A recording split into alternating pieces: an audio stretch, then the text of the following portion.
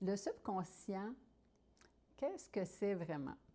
Tu entends probablement le mot subconscient un peu partout, en hypnose, en développement personnel, dans les livres, sur les réseaux sociaux. Et pourtant, si je te demandais de m'expliquer ce qu'est réellement le subconscient, il y a de bonnes chances que tu hésites. Est-ce que c'est une partie du cerveau? Est-ce que c'est un endroit où sont rangés nos souvenirs? Est-ce que c'est quelque chose de mystérieux? Aujourd'hui, j'aimerais simplement démystifier tout ça. Parce qu'à mon avis, on rend souvent le subconscient beaucoup plus mystérieux qu'il ne l'est réellement. J'aime plutôt le voir comme une immense partie de notre fonctionnement qui travaille en arrière-plan. Pendant que tu m'écoutes en ce moment, tu n'as probablement pas réfléchi une seule seconde à la façon dont ton cœur bat. Tu n'as pas décidé consciemment de cligner des yeux. Tu n'as pas pensé à la manière dont tu tiens ton téléphone ou dont tu es assise. Tout ça se fait naturellement. Et heureusement, imagine si ton cerveau devait tout gérer consciemment. Chaque mouvement, chaque geste, chaque information, il serait complètement débordé. Alors, il automatise énormément de choses. Mais ce ne sont pas seulement des gestes qui deviennent automatiques. Nos apprentissages aussi. Par exemple, tu reconnais instantanément le parfum d'une personne que tu aimes. Tu entends les premières notes d'une chanson et sans prévenir, un souvenir remonte. Tu entres dans une pièce et tu ressens immédiatement que quelque chose est différent avant même de pouvoir expliquer pourquoi. Toutes ces associations se construisent au fil de notre vie. Notre cerveau apprend constamment et il crée des raccourcis. Il associe des expériences, il retient ce qui lui semble important. Et la plupart du temps, c'est extrêmement utile. Mais parfois, certaines associations continuent d'exister alors qu'elles ne nous servent plus. Et peut-être qu'à une période de notre vie, ton cerveau a appris qu'il fallait toujours faire plaisir aux autres pour être accepté, ou qu'il valait mieux ne pas exprimer tes émotions, ou encore qu'il fallait rester constamment en contrôle pour te sentir en sécurité. Et ces apprentissages avaient peut-être un sens à ce moment-là. Ils étaient parfois une façon de t'adapter, de te protéger. Mais des années plus tard, ils peuvent continuer à influencer tes réactions, même si ta réalité a changé.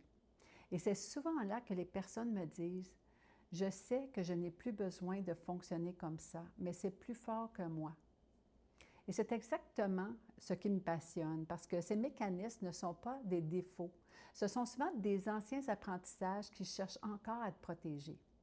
Et j'aime imaginer le subconscient comme une immense bibliothèque.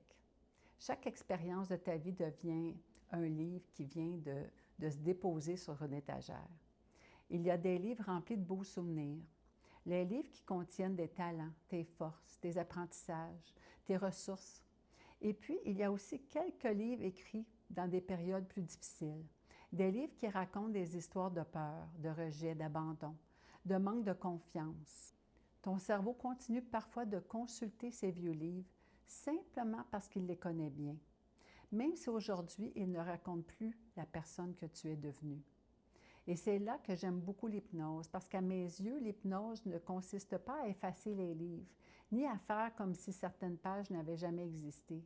Elle permet plutôt de rouvrir certains chapitres avec un regard différent, d'y apporter une nouvelle compréhension, une nouvelle expérience, parfois même d'écrire la suite autrement, parce que notre histoire continue toujours de s'écrire.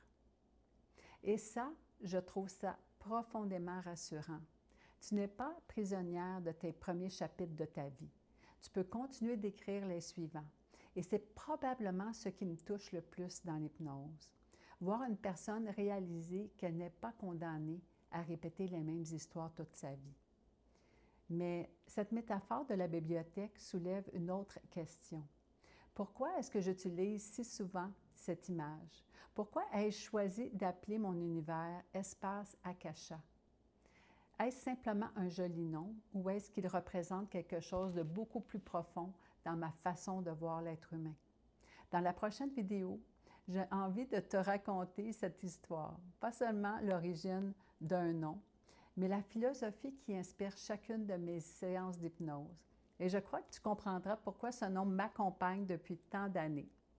Et si tu as envie de continuer cette série avec moi, Je t'invite à t'abonner pour ne pas manquer la prochaine vidéo parce qu'on est vraiment seulement au début. Ensemble, on continue d'explorer le fonctionnement du cerveau, du subconscient et de l'hypnose alchimique, simplement avec des mots accessibles. Et d'ici notre prochaine rencontre, prends soin de toi et n'oublie jamais que ton histoire continue de s'écrire. À très bientôt.